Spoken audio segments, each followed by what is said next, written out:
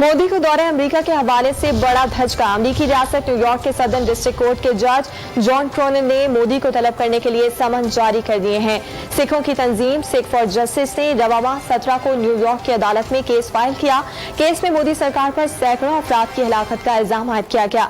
अदालत ने मजिस्ट्रेट जज कैथरीन पार्कर को केस का इंचार्ज जज नामजद किया है।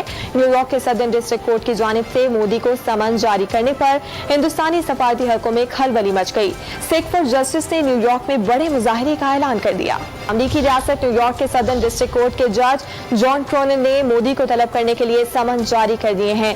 सिखों की तंजीम सिख फॉर जस्टिस ने रवामा 17 को न्यूयॉर्क की अदालत में केस फाइल किया। केस में मोदी सरकार पर सैकड़ों अफराद की हिलाकत का इल्जाम आयद किया गया। अदालत ने मजिस्ट्रेट जज कैथरीन पार्कर को केस का इंचार्ज जज नामजद किया है। न्यूयॉर्क के सदर्न डिस्ट्रिक्ट कोर्ट की जानिब से मोदी को समन जारी करने पर हिंदुस्तानी सफारती हलकों में खलबली मच गई। सिख फॉर जस्टिस ने न्यूयॉर्क में बड़े मुजाहरे का ऐलान कर दिया। ताज़ा तरीन वीडियोस के लिए हमारा YouTube चैनल सब्सक्राइब करके बेल आइकन प्रेस करिए ताकि आपको मिले हर अपडेट सबसे पहले।